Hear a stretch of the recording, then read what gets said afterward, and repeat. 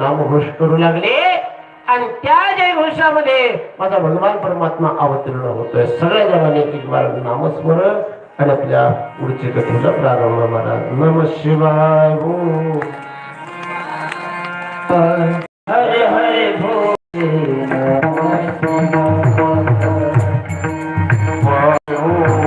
नम शिवाय. हर हर भोले नम शिवाय.